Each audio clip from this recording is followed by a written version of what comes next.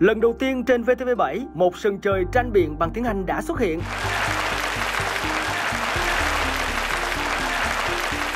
Đó là những chiến binh tranh biện với tinh thần tự tin, văn minh và vô cùng sáng tạo. Education is the key to the future. Never satisfied with what you're having. When will it be enough?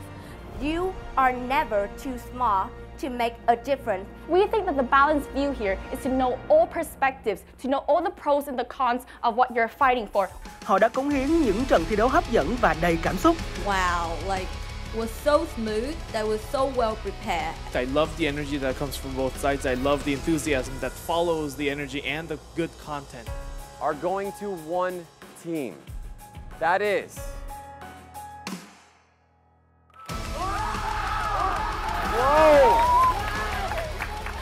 Giải thưởng dành cho nhà vô địch The Debaters mùa thứ nhất là một chuyến học tập và trải nghiệm 2 tuần chương trình dự bị trung học và đại học của chương trình SACE International tại bang Nam Úc do SACE Việt Nam và Ủy ban trường học bang Nam Úc tài trợ. Và các giải thưởng do Trung tâm Anh ngữ RES trao tặng.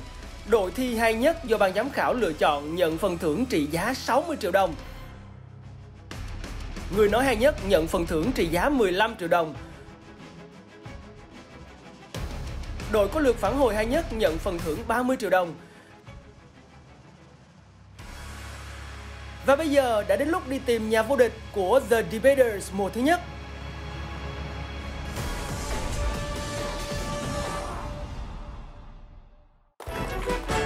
hello and welcome to the Debaters 2019, a debate game show for high school students here in Vietnam. Produced and broadcasted by VTV7, the national educational channel here in Vietnam. I'm your host, Dustin Xavier. Today is a very special debate because it's the first debate of the semi-finals. Yes, we have finished the quarterfinals and we've seen lots of intense debates from very articulate students with bold personalities, lots of confidence, and some heated matches. Today, we have a very interesting motion. You guys want to hear the motion? Yeah!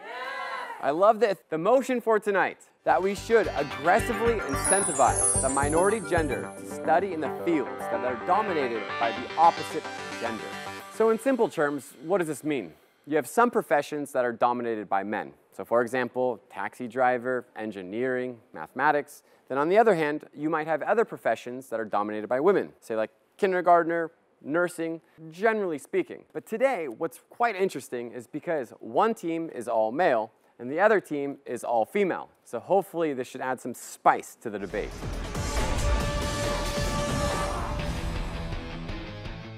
The motion is about gender discrimination in different job sectors and how there can be many different ways to address that issue.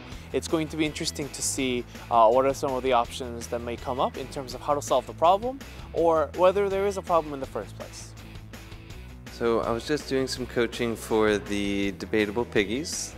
They have quite a unique approach to it, especially with their third speaker, so I think if they can use some of their strengths to their advantage.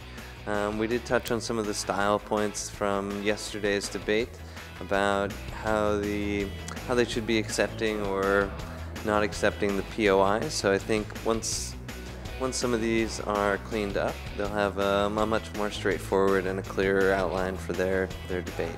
For the Debatable Piggies on the proposition side, we talked about what the problems are in the status quo in terms of gender discrimination that's happening in particular industries and why the motion would be a good way for them to solve that. And I think as long as they define and describe what the problem is, they can do well.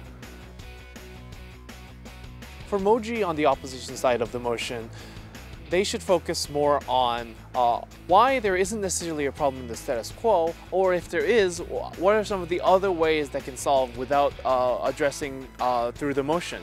And we think MOJI is also doing well in terms of preparing what are some of the alternatives and how those alternatives might be more effective solutions to the problem. In terms of style and presentation and delivery, they're all quite good. They're all fairly equal to each other, so all three speakers of them are quite strong, which gives them a good overall style and delivery. That being said, there's always room for improvement. So we talked a little bit about the pacing and the time management for them, and having too much information or too many arguments to make in such a short amount of time will lead to them rushing or not finishing, which could hurt their overall score. So I think the time management will be important for them as they're trying to find their strongest arguments.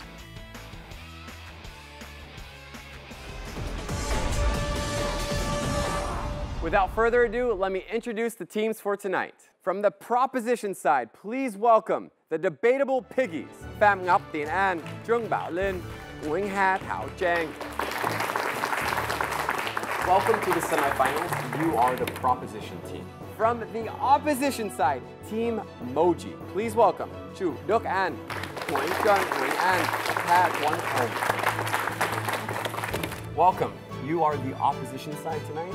So currently, we are talking about gender.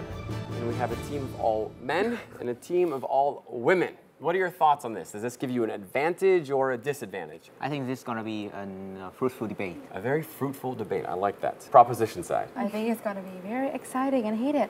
Do you think the men have an advantage because they are men wearing suits? No. Do you think they have an advantage because it's an all-female team? No, I think that we are equal because we are going to debate about gender equality. Okay. And you guys know this is the semifinals. So the opposition side, Team MOJI, have you guys changed any of your strategies before this debate tonight? We try to organize our speech a little bit more so we would satisfy the judges. Okay. Proposition side, any new strategies to this debate? We just improve some a weak point and then we just keep it the same. Good, because I want this debate to be intense and super argumentative and really, really action-packed, but civil, of course, and respectful. Thank you so much. Please return to your seats. I'm going to introduce the judges. And now, let's introduce the judges for the semifinal match tonight. First judge tonight, Miss ~NG HaltiN, professional debate coach.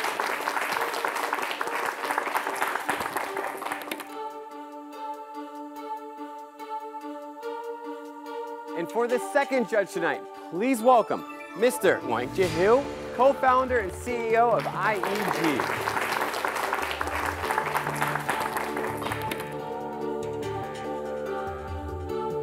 Last but not least, we have a judge who has not yet even been in Vietnam for 2 days, flying here from Korea, Mr. Soku Daniel Yoon, professional debate coach, founder, secretary general of Debate Korea.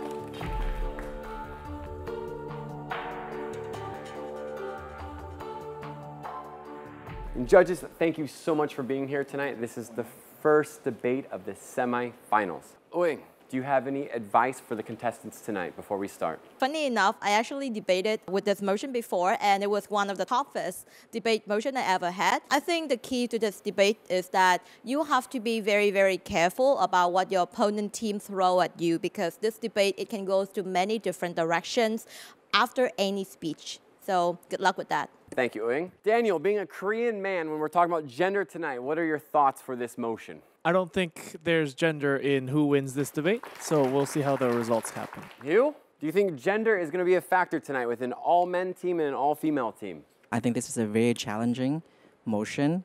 I myself would struggle with this motion, so we'll see how it goes. Yeah, thank you, Hugh. Without further ado, let's start the first debate. From the proposition team, Debatable Piggies, please welcome ~NG HaltiN and from the opposition team, Team MOJI, please welcome Chu Đức An.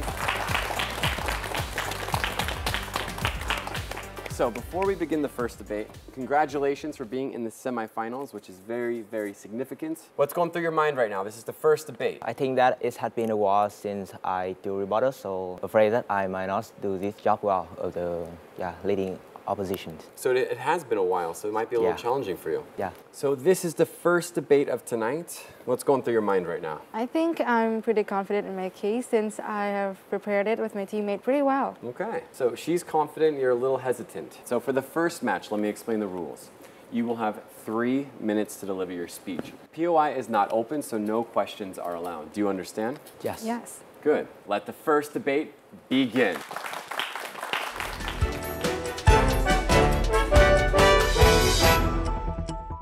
Education is the key to the future. If minority have no education to start off with, even then, solving the social narrative wouldn't be a problem. That is why on the side of proposition would lay the emphasis on gradual change, starting from people getting the chance to be educated. One common problem in today's society that the opposition team should also be arguing on is that gender discrimination is happening. Sometimes that happens in jobs that doesn't even require that much specific gender traits. Like we rarely see any sight of a woman being grabber or a male trash man. Seeing that the gender norm is preventing the minority gender from jobs they are fully capable of. That is why this problem should never exist and that everyone should have a chance to develop their own potential. But before that, some definition. Aggressively incentivize is to intensively incite the minority gender to choose to study in a domain of opposite sex by means of financial backing, tuition support, and others. Minority gender is a gender that is inferior in number among a group. So our policy to firstly offer single gender school in fields that minority gender did not have a chance, and this is to ensure that they get to study in an environment with no discrimination from the opposite sex. And also we have 100% of the tuition fee covered by the government. And secondly, we would offer scholarship from 80% to 100% since we acknowledge the trade-off they have to sacrifice to entering such fields and to link with the cooperation. And we will link with the cooperation to ensure the labor output, they will have a job in the fields that they are studying for. So, to our first argument, where education is the only way to help this group of people, because only with education they can have a choice to choose. Unlike the people in the status quo, as I have mentioned, doesn't even have a chance to be educated, and they don't even know what they're capable of, which will limit their capabilities that they have not yet discovered. Let's say a woman wanting to be a pilot, if she is opposed by the social dictation, she isn't even given a chance to know if she would do well or not. Take Amelia Earhart for example. She was one of the first female pilots. She fought against the social narrative to reach what few would be capable of. And that is why we need more pioneers like her who accept to face discrimination and survive and become the leader for the generation. We want to encourage people to be pioneers through education, and our step, though small, is the next step in the right way, because who can deny education? So we at the proposition team do not dream to stop the social narrative that has been imprinted for thousands of years, or an ideal society where women and men are equally 50-50 in every domain. But we can change the problem of discrimination step by step. And if thanks to our policy, 5 more people change their mind, that is an achievement. Thank you.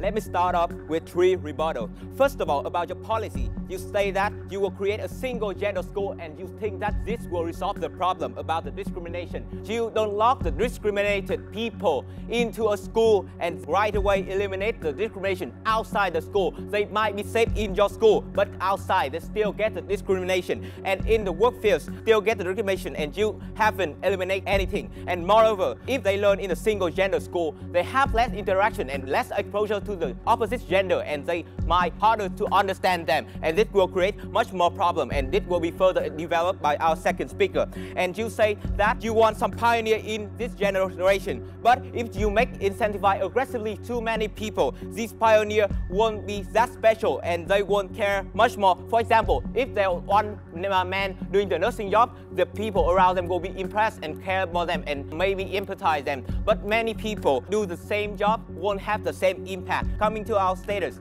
there's 2 kinds of jobs. One that's a bias in recruiting. Second, which the recruiter has the reasonable tendency to choose people. For example, in the combat field, the recruiters is likely to choose men because according to a 2017 study from the US Army, 80% of women fail the entrance test because they are naturally weaker. Moreover, there are more men are candidates, and men are in the same gender, so they have less differences and they could cooperate better. So the efficiency of the work is higher, so this tendency is justified in some fields. Social norms exist and it pressures people to be in some specific jobs, and I agree with this. So this is the root of the problem. and we educate the future generation, the young generation who is not affected the current information and the current education. Because why? There's now a textbook with images and information biased framing certain gender for certain jobs, and we propose a policy which is already working in reality, will still encourage people through means of media and will gender neutralize our education system. And we're standing here with the view to change the social norms and eliminating discrimination. Two claims. First claim, why our policy is justified, and the second claim is incentive policy in your side is ineffective and counterproductive. The social norm, if we use your policy, the people in this generation won't be able to adapt and understand quickly, and this will create backlashes. Our policy focus on the current generation who will have different mindset from now on and understand the true meaning of gender equality. Gender equality is letting people do what they want at their best, not forcing one gender to do the job in the other field of the another gender. Thank you. Great opening. Lots of energy. I love that. I saw you smiling a lot before. Why were you smiling so much? I'm just suddenly happy. I don't know why. So, feeling less confident than the proposition team earlier, if you could rate yourself in your performance right now, how would you rate yourself? I think that I did not well because my time management was really bad. I don't have time to develop all my argument. But we'll find out from the judges, so we'll see what they have to say. So let me come over here. Debatable Piggies. Bgen. Hi. Hi. So being the underdog tonight, Yeah. how would you rate yourself? Maybe about 8 out of 10, maybe. So I hope the judges also agree with your statement, 8 out of 10, which would probably put you in a slight lead with the points. So judges, can you guys please take it away? Let us hear your thoughts. First round. I think in terms of style, you guys both was very, very nice. Concerning the argument side of the arguments abroad side, I am not convinced entirely by this argument, because when you want to prove that something is the only way, you have to not only explain it, but you also have to explain why other options must be eliminated as well. However, with the rebuttals from the opposition side, the ideas were very, very young and new, and it was not very well backed. So in this one, I'm not going to judge based on these rebuttals or arguments, because both teams did not satisfy the standard, but I'm going to judge on the policy and how the case setup was going, and the proposition side will get 10 points. This is a very challenging motion, I do have to say. That's why it's you guys a much harder job to convince us about the policy or the alternative policy. I think the propositions team debater has a good start, which is you give us a very clear set of policies that you're going to work with, set a context for your discussion, which is about the single gender school, tuition fee covered, scholarship, and cooperation with employment. However, with your first argument, you want to say that these going to change the social narrative. I see the point, but I don't know the mechanism how these policy will change the social narrative. The reasoning is very thin for me. It's like there's nothing tangible for me to hold on to believe that these policy will deliver the intended impacts that you guys have claimed. Move on to the opposition team. I agree with my fellow judges that some rebuttals work well, and some rebuttals have not worked so well. For example, the rebuttals about the setup single-gender school may reduce discrimination in the school, but we are working in social context here, and how these policy will help to address the general discrimination outside in the society. I think that's a very spot-on rebuttal. I think I agree with you that you have a slight problem in time management. That's why you don't expand your case well enough. The one with a good, strong setup policy, but again, you have like very good reasoning inside. So I think at least one team give me a broader context to work with and more reasoning that can be developed later as we go along. So my 10 points go to the opposition team.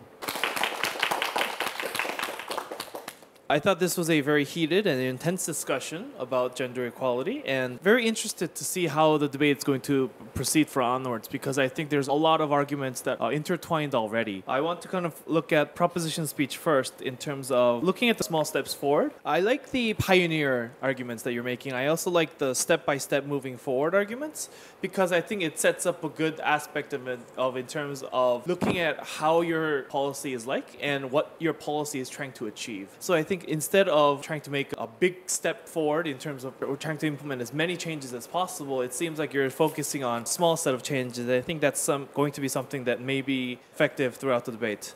For the opposition, I like the recognition of reality that you have, because you're kind of looking at, even if this policy does happen, there will be limitations. The debate, I think for proposition, there are limitations in terms of why this is a problem in the status quo. Because I think you want to identify more which areas that you want to focus on, where these problems are existing, and what steps your plan then does to solve those problems. I think the mechanism level needs somewhat of a more strong description. In terms of the opposition, I think opposition needs a kind of the depiction of the status quo in terms of why these individuals will have those limitations or why these individuals can succeed despite those conditions. Because I think the proposition does enough of a job in kind of giving me the backgrounds as to why this policy would be a kind of the right direction, I vote proposition 10 points. So 2010. All right, just heard it from the judges. Currently 10 points for Team MOJI. How are you doing? I think my teammate will cover up for me. Yeah? Feeling very confident with that one. Yeah. Debatable Piggies, you are currently winning by 10 points. Is that what you expected to hear from the judge? I think that from the comment from the judges, I didn't do as well as I expected, but I think that the numbers prove enough. So contestants, thank you so much. If you can, please return back to your seats. We just finished the first debate with the proposition team having 20 points. The opposition team is down with only 10 points. However, this is only the first debate. We have a second debate coming up right after the break.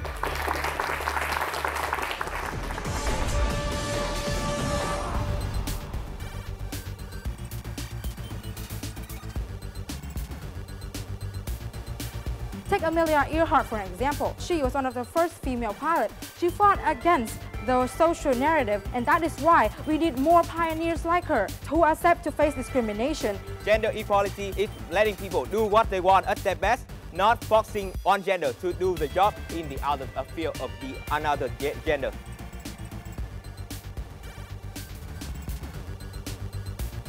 You want to say that these going to change the social narrative? I see the point, but I don't know the mechanism how these policy will change the social narrative.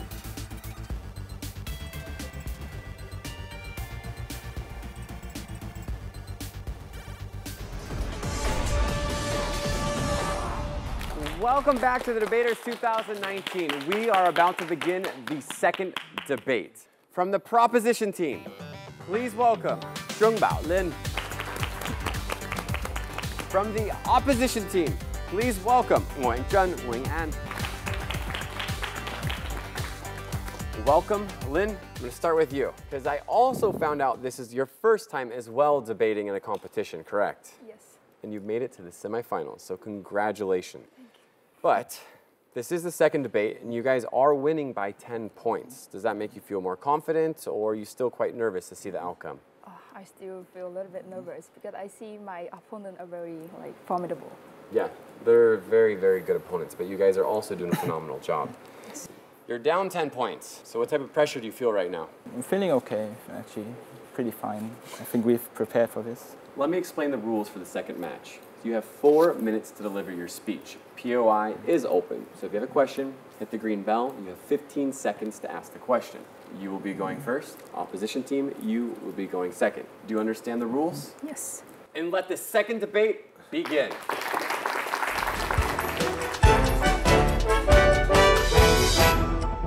Changing is the threat if you are a passive person a bit, but it will be an opportunity if we take the initiative to creative.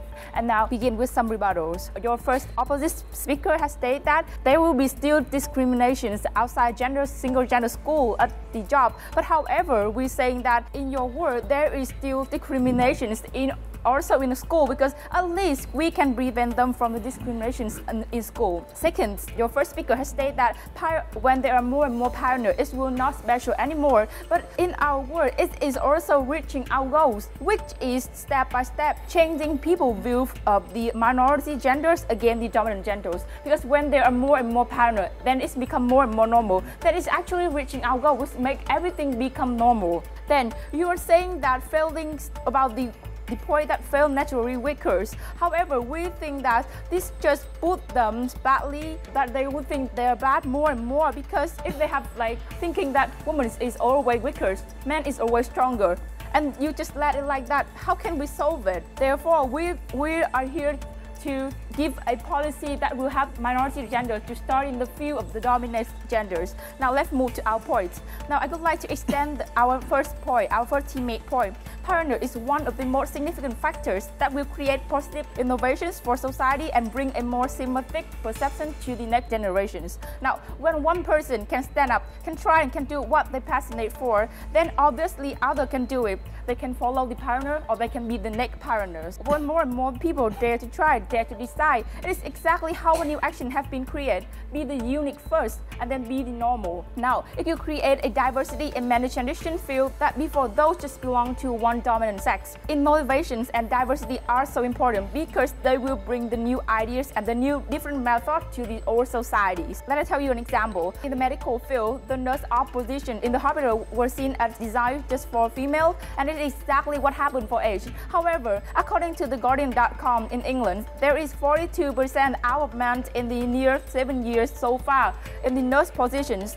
They have been and are doing well in that field. So, what stereotype around sex for thousands of years cannot be solved and changed immediately. However, we can see it is gradually changing, a little slow but really stable. And then it will bring the society a diversity to renew our perceptions and also the comfort of freedom for people to stand for their passions and decisions. Now, then it will lead to our second point, which is it will have to break the social dictation of sex. Now, when we incentivize aggressively the opposite sex, then the people who try to do in the new field that they did not do before, they can gain more skill and more experience. Reject. And when the opposite sex realize that that study field is fit them, they can obviously contribute and develop to the whole community. Then the society reject will change the way they look at the opposite sex to respect choice and not looking at them with the old and strict dictation anymore. And if they can do at that field, they can do well at that field, there is no reason to stop them from building it up. Reject. And now, when we can break the dictations of the old dictation,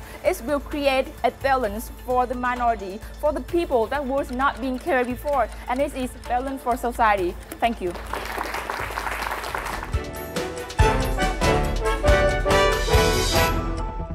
You will not create equality while bringing about more inequalities. First of all, some rebuttals. Your policy is to give 100% tuition fees based on gender, an arbitrary fact that people cannot have any control over. What do you think this will make the world come into? People are decided, people are having privileges and everything based on something they have no control over.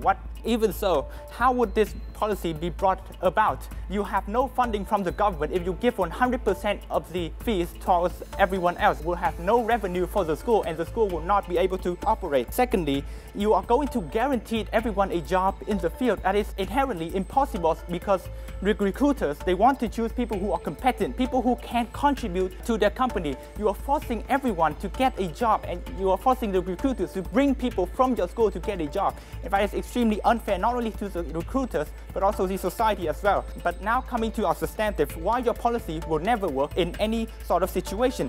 First of all, why would your policy will never work? Outside believes that the financial incentives are simply not enough for people to dedicate the years of their best period of their lives to a field that they do not care about, nor a field while risking the isolation and the jeers and the isolation from their peers as well as the society. And even if they do join your classes, there will be a certain type of discrimination between the majority and the minority. What will come to the first generation of the people in your schools? They will be jeered by their peers, the people who are the majority, because the fact that they believe that you do not deserve to be here, you do not deserve to have this. There are more people with more passion, with more dedicated to their craft, reason to join their work rather than you who just been born with the gender and be given a 100% scholarship. Furthermore, we believe that even if and why this will happen is because people from the same gender, they can bond and connect with each other more easily, which is why even before your policy, if a male coming to a female-dominant field, he will be discriminated and isolated. With your policy, you're giving the underprivileged, yes. So you are saying that the same gender can do things better together. It is the word just for the one half is for male and one half is for female? I don't understand your POI, thank you. Which is why even before your policy, people are still discriminated. Now you are giving even more reason to discriminate. A certain gender getting more privilege because of nothing but their gender as something they are born with. And hatred and bitterness will stem from the majority and they will boycott the minority because they believe that those people are here only because of the fact that they are tuition tuition fees that's covered. They believe that they have no dedication and love to their craft, and they are taking the place and the position of people who are more passionate, who are competent, and who deserve to be here. This will not only cause the students to drop out and lose the years and then waste the years and resources that they have spent, but it will also affect the people who actually want to study this field. Passionate female engineers will be shunned by their co-workers. The male nurses will be isolated. Take on your best case where even students, when they graduated from this, they got through the 4 hellish years at the university being shunned and by society. The recruiters outside will have the bias, develop a bias and prejudice against the people of this gender. You will feel that these people, they do not learn this because they have passion, they don't learn this because they want to, but they will learn this because they are paid full tuition, which is why it will create even more prejudice, an even bigger barrier between genders, which is why they will never work. Thank you. How you doing, Ann? Doing fine. Good, I like to hear that. But when the proposition team, they were delivering their speech, you hit this, I think, 3 times within 45 seconds. Were you able to talk about the question you wanted to ask her? I never did, yeah. What was one of them? I think the one is about, only about the mechanism of the policy. I think it's a bit shaky. Hi, Lynn. Hi. So you just finished your speech. You doing okay? Not really. What's going through your mind right now? I don't know. There's nothing in my mind right now. This just sucked all your energy out. Now you're completely exhausted. Yeah. That's okay. I'll leave it at that. Contestants, we're going to hear from the judges now. Hopefully the judges have some positive things to say. Judges, take it away. I think the proposition has better delivered mechanisms now in terms of what the case is going to be constructed. So the context of the debate becomes clear for me on the proposition. At the same time, I think more impact development would have been preferred in terms of what the implications of that would look like, in terms of how these, it's still unclear to me how an individual would choose to do a particular, would choose to go into a particular industry than another industry with this program. So even if the program itself is there, it's somewhat unclear to me how that program would then change people's decision-making option. I think opposition is now finally able to give me clear and larger implications for society in terms of whether these financial incentives are not enough, in terms of being able to convince these people on doing and not being able to convince these people on making job decisions that way. So with that, I vote 10 points for the opposition.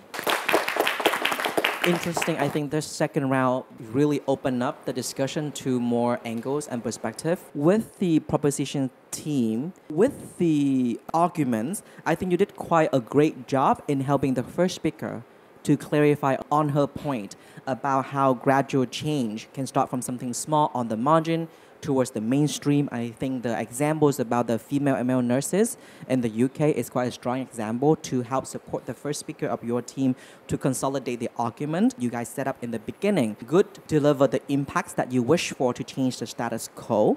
Right? It's 4 big policies, and to really convince me that these policies will deliver the intended impacts, besides the fact that it's a gradual change. Move on to the opposition team. I think your rebuttals are much stronger, and I think your rebuttals is also opened up a lot of interesting areas to look at, from the funding to the government. Is financial incentive enough or not to convince people to switch majors? And whatever it is, there's other types of discrimination as well. It's not just discrimination about the major, it's discrimination inside the school, isolation at the work. But I think overall, for better rebuttals and a better expansion of the argument, I give my 10 point to the opposition team. I think that in the second round, you guys did better, and there are a lot more ideas that brought to the debate.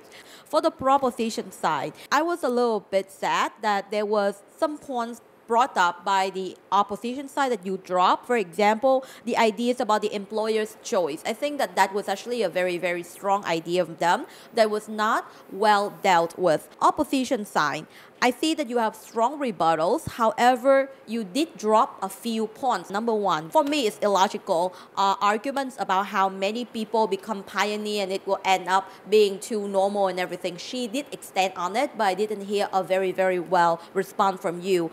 However, I have to say that your discrimination argument is very spot on, and your argument about the employer's right is very nice, but the word choice must be careful next time. So, all in all, 10 points to opposition side today. All right, Team MOJI. So you currently have 40 points for your team. Proposition side, they have 20 points. You must be feeling pretty good right now. I'm feeling okay. Yeah, I thought I did well. Lynn, opposition side, they got all 30 points. How are you feeling? I just feel really sorry to my third speaker because I'm making a burden to her. It's a team effort, so it's not you're making her a burden. It's a team effort. Everyone's job is equally important. So right now, 40 points for the opposition, 20 points for the proposition. Thank you so much, contestants. Please take your seats. We just finished the second debate. Things have changed quite a bit. All 30 points went to the opposition team, Team MOJI, who currently has 40 points and 20 points for the proposition team. We will start the third debate after the break. See you in a second.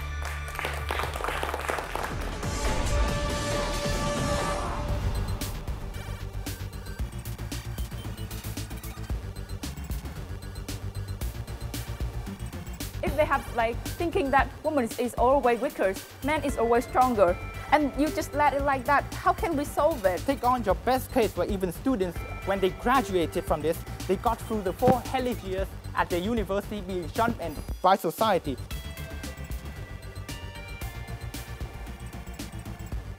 I think your rebuttals are much stronger, and I think your rebuttals is also open up a lot of interesting areas to look at, from the funding to the government. Is financial incentive enough or not to convince people to switch majors? And whatever it is, there's other types of discrimination.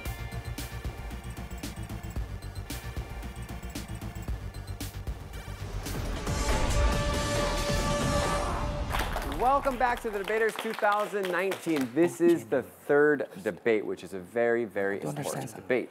Without further ado, let me introduce the contestants for the third debate. From the proposition side, Debatable Piggies. Please welcome ~NG Halti. From the opposition side, Team MOJI. Please welcome ~TRANH.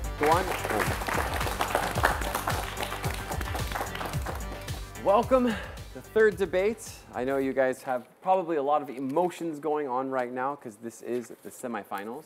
I'm going to start with Jang. How are you feeling? I'm feeling very nervous. The point difference is kind of big, so I don't know if I can handle it this time. I think you'll be okay, because in the last debate, you're a big ball of energy, or a fireball, and the judges, some of them liked it. All right, Home, I see that you're very, very focused right now. Yes, absolutely. Okay, so you're up by 20 points. Are you feeling pretty good right now, or do you still feel the pressure? I still feel the pressure, because if I can win this round, my team will definitely win. So the obligation for me is still very high. Yeah. I personally am looking forward to this third debate. So let me explain the rules for this debate. Right now, the third debate, similar rules to the second debate. You have 4 minutes to deliver your speech. POI is open. If you have a question, hit the green bell. You have 15 seconds to deliver your question. Do you guys understand the rules? Yes. Yes. Good. Proposition team, you are going first. Let's begin the third debate.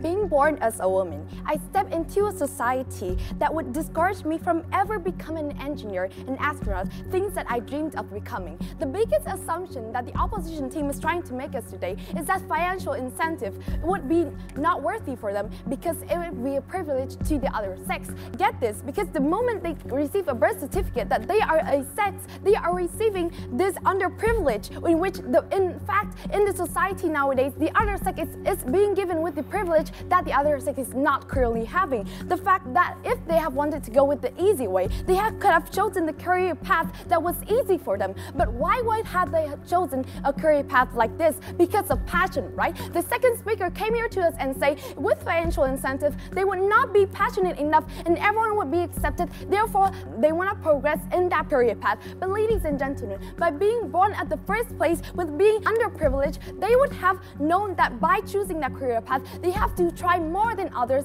and that by that we are saying that the financial incentive is worthy because it is giving them the privilege that they have lost by being that sex. Secondly, they have stated us that single gender doesn't solve discrimination, but ladies and gentlemen, less exposure is better than toxic exposure. What is the exposure that exists on the opposition side? It is the exposure of discrimination, and it's the exposure of being mocked for by the other gender. That is exactly why there are cases of dropping out students, because when they're exposed to that environment, they are saying that before even reaching to their goal, they were oppressed by the other gender, by something not entirely basing on their actual experience, because their gender is that way. Therefore, they are being said by the opposite gender that, yes. Firstly, we believe that the exposure, our policy is exposing them to media outlets, films, music, advertisement, and we will reform the education system, including textbook, to represent the females and both sexes more fairly. The problem that has existed for thousands of years, which I believe that your policy wouldn't be strong enough to prove,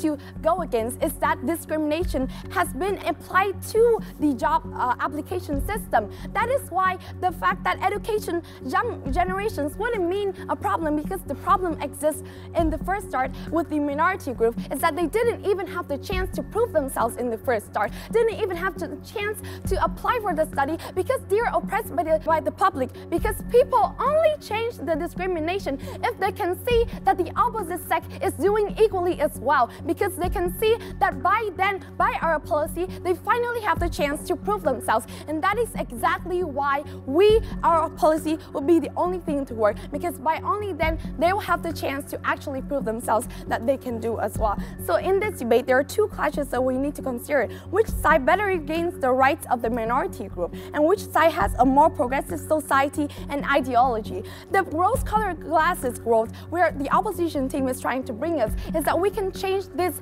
ideology immediately without showing them that women or men can do equally as well in those domains. And that is the aftermath that can only be achieved by our policy. Again, to the first clash, which side better regains the right of the minority group? Because being born as a woman, standing here, I am receiving the underprivileges that I am not supposed to receive, that I'm being judged on for being a woman, and by the government giving me an incentive to actually have the chance to prove what I'm capable of to the society, by only then am I appreciated, by only then gender equality is achieved. Thank you.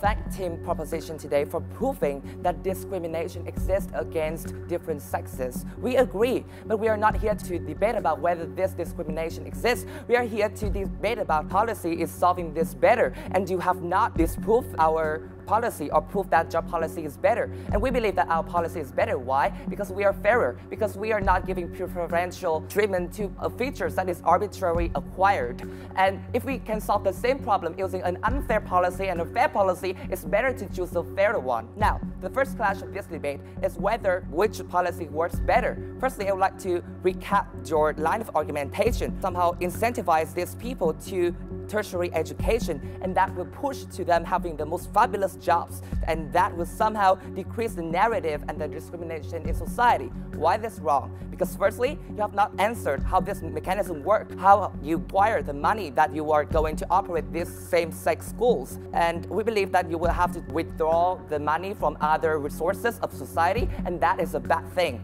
More importantly, why at the point of entrance they are less likely to accept this incentive? Because firstly, they are afraid of social norms, of fears. They're afraid that they are unable to do those jobs well after they graduated. And more important than that, they are afraid of the isolation, of the discrimination in the profession itself later on. So because of these two fears, they are less likely to accept your financial aid. And even if they accept that the fear is still there, it is only being suppressed by your financial aid, which is a very immediate convenience, and it will not be sustainable enough.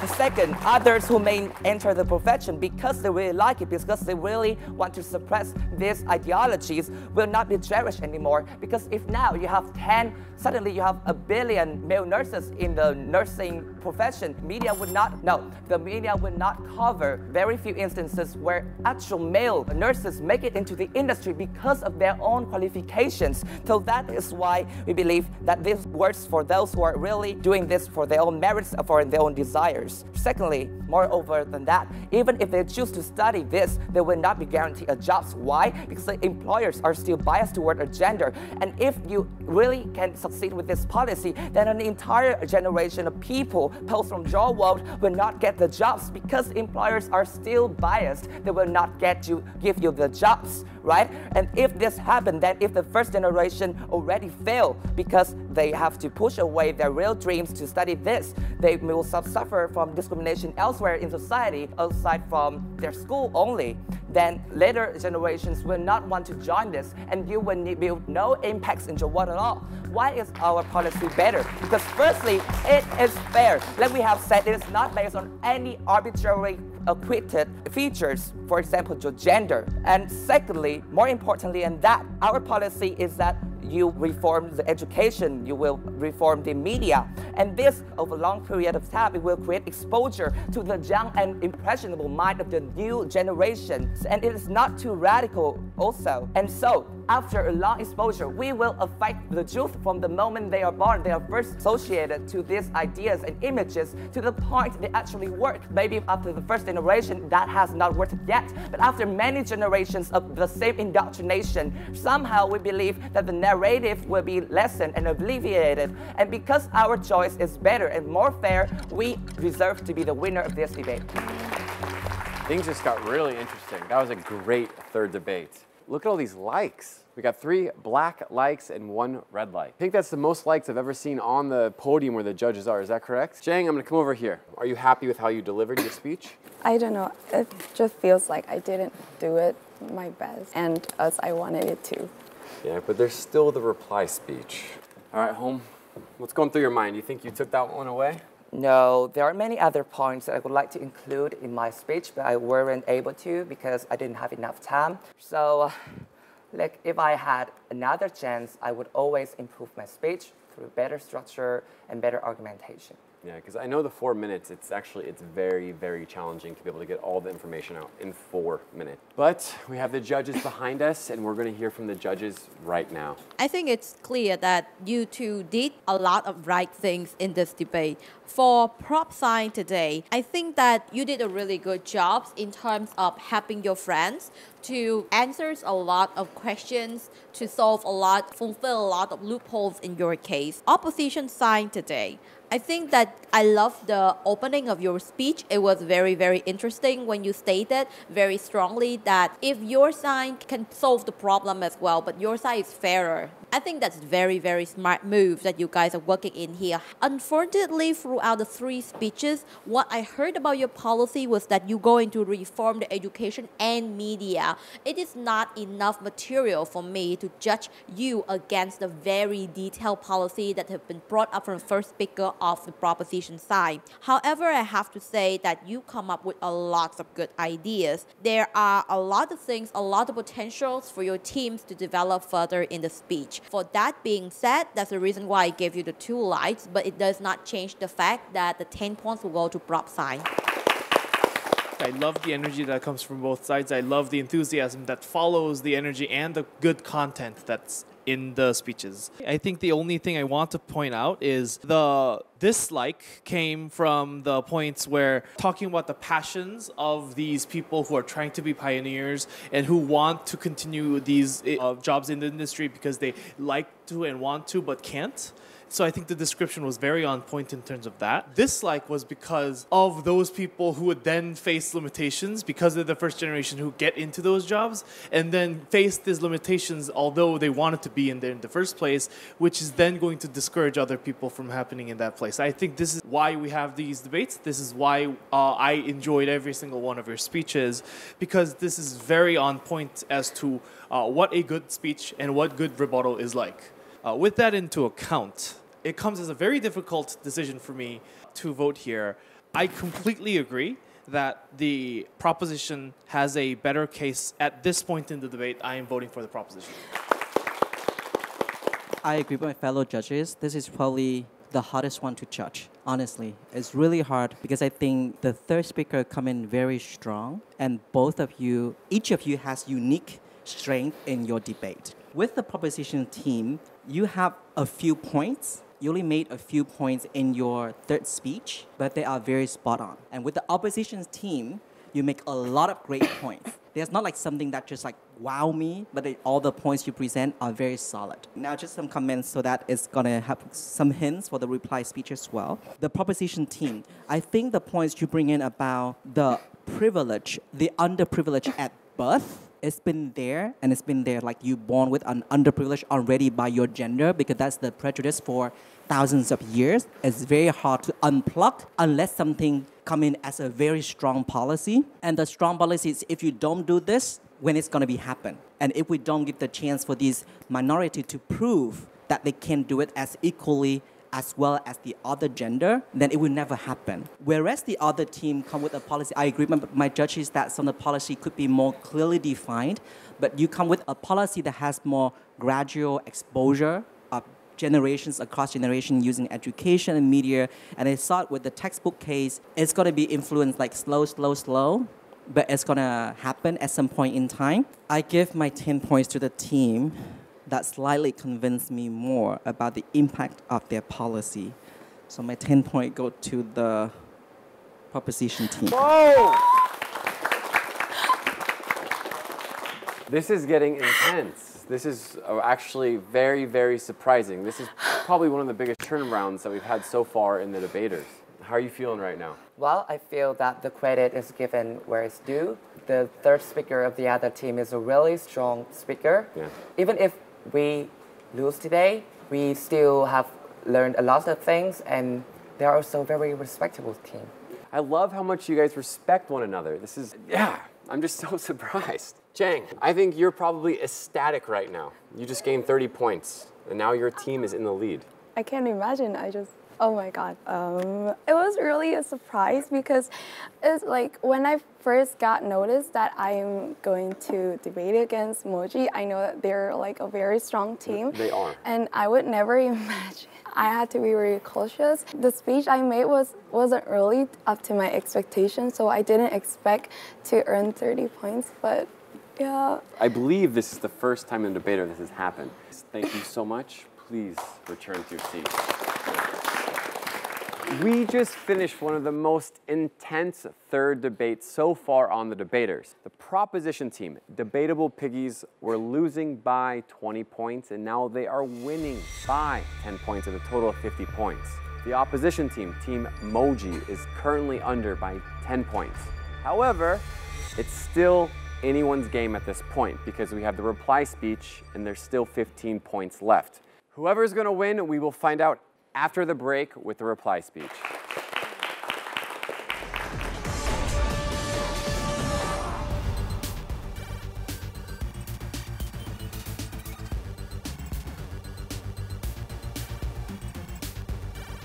Because being born as a woman, standing here, I am receiving the underprivileges that I'm not supposed to receive. We agree, but we are not here to debate about whether this discrimination exists. We are here to debate about which policy is solving this better.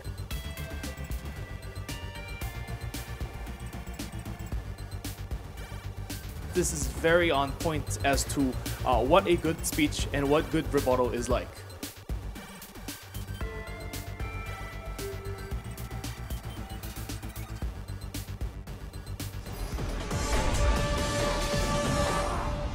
Welcome back to the Debaters 2019, produced and broadcasted by VTV7, National Educational Channel here in Vietnam. We are about to begin the reply speech. Currently, 50 points for the proposition team, 40 points for the opposition team. The reply speech is going to determine the winner tonight. This is very, very important. Without further ado, let me introduce the contestants for the reply speech. From the proposition side, please welcome Byen NG Bien. From the opposition team, please welcome TRANH Byen. Okay, the reply speech. We just had a very intense third debate, And right now, the reply speech is going to mean everything for your teams. So do you think you're going to win this? I'm not sure, but quite positive. MOJI team, what's going through your mind right now? Just gonna have to do it again, I guess. You're going to have to kill it, and you're going to have to kill it as well, because you need 5 points, they need all 15 points. So right now, you guys are familiar with the third speech. You're going to have 2 minutes to deliver your speech. POI is not open. No questions are allowed. Opposition side, you are going first this time. Do you understand the rules? Yes. Okay. Let the reply speech begin.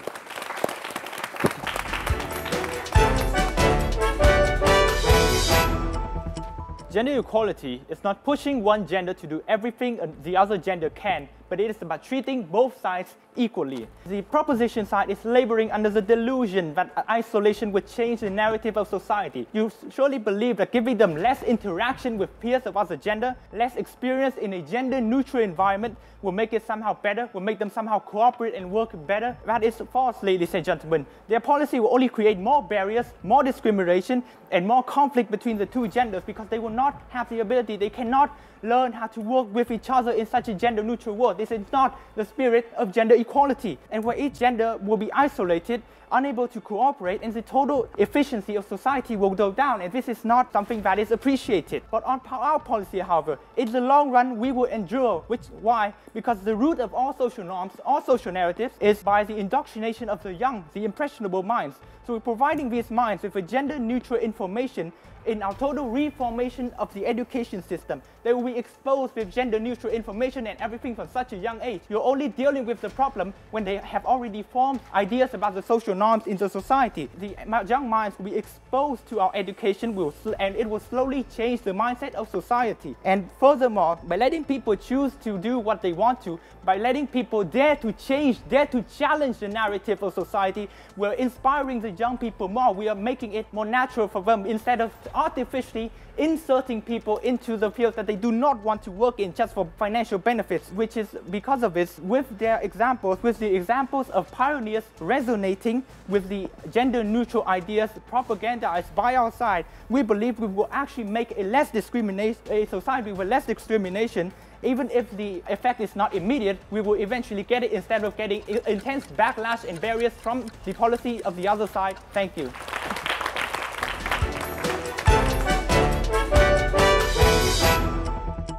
So let's look at this debate from a third point of view. You are going at the speed of a bicycle, but we are going at the speed of a rocket. You can see that we are making the opportunity available for them. We are giving them the opportunity to get educated, while you can't get them the opportunity at all to get educated because we providing them with what they need right now to get into the labor force.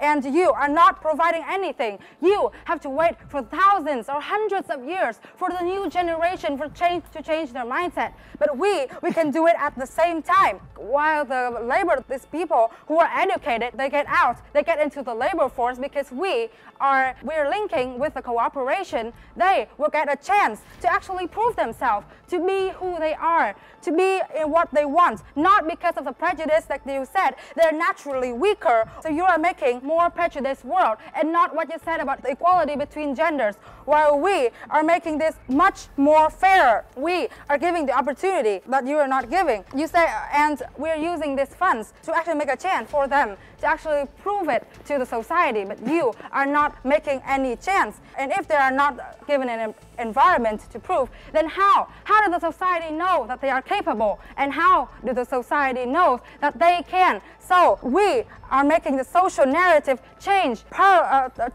while we are using the policy, but you need to wait after it. So we think that we are more effective. We can do it at the same time, but you are just waiting for 100 and thousands of years for a new generation. Thank you. The debates have finally come to an end. The reply speech is over, and now we're going to get some scores from the judges. However, the judges are not going to give you any comments this round. You guys okay? Yes. You curious? Yeah. I know, but we're going to find out after the break. Debatable Piggies, MOJI, please take your seats. Thank you. We just finished the reply speech, which is going to determine the winner tonight. The proposition team, Team Debatable Piggies, currently has 50 points. The opposition team, Team MOJI, currently has 40 points. However, we'll find the final results after the break. See you shortly.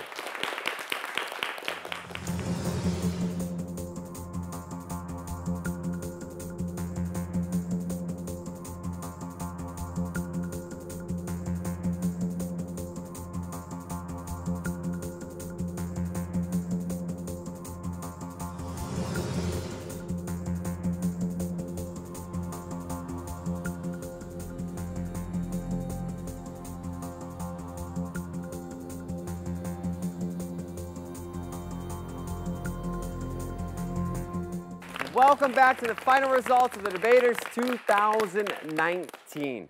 I have the results right here.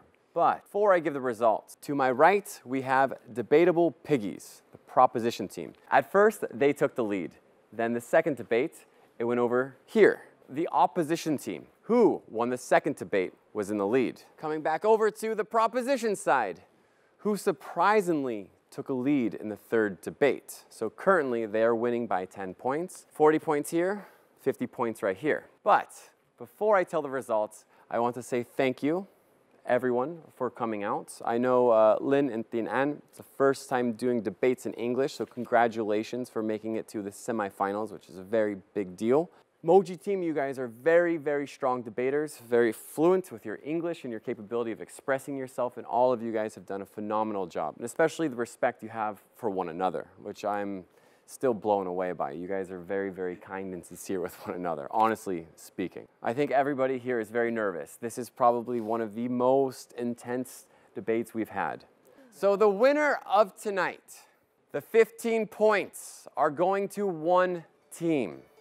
That is Team MOJI.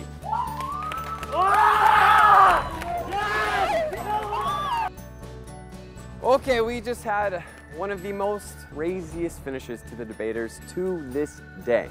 Proposition team, Debatable Piggies, phenomenal job. Honestly, you guys did a phenomenal job. MOJI, you are the winners. And you guys also, I'm blown away, honestly. You guys speaking English in a second language, I know how difficult this is, and I'm honestly very, very impressed. And I speak English as my first language, and you guys probably could do a better job than me. For those that are at home, if you're watching the debaters from V2V7's Facebook or YouTube, make sure to hit the like button, subscribe, leave a comment, and help support the debaters. For everyone at home, thank you so much for tuning in tonight. We will see you later. Take care. Tạm biệt. Have a great night.